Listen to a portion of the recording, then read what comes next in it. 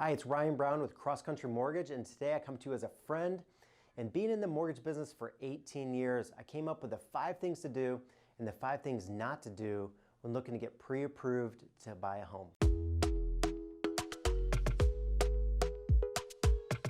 So let's get started. The 5 things to do. Number 1, know your credit. Focus on that credit score.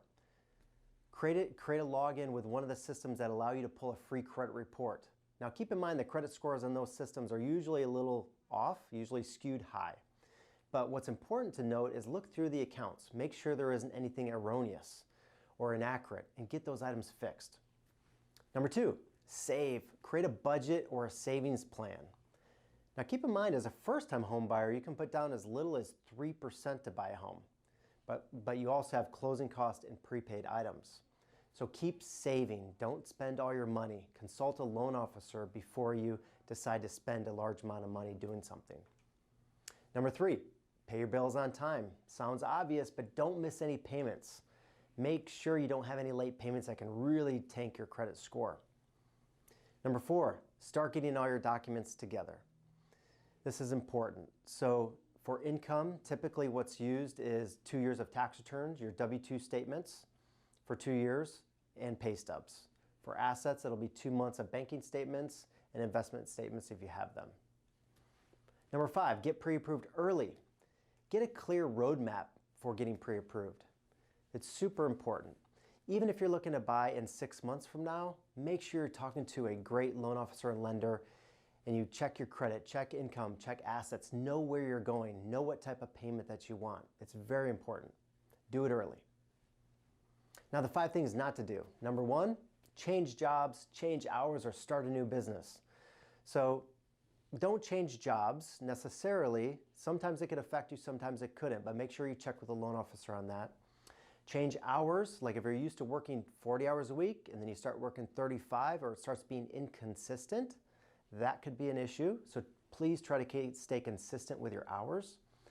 Or starting a new business. So maybe you've been working for somebody and now you want to start your own business. That's great.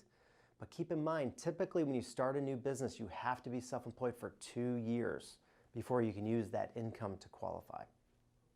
Number 2, don't take out any new credit or charge up current credit cards or co-sign for somebody. So listen, if you co-sign for somebody, if we don't have 12 months of canceled checks from the other person's account showing that they paid the payment, we still have to hit you for it in your debt-to-income ratios. If you take out a bunch of new credit and charge up credit cards, that could really drastically decrease your credit score.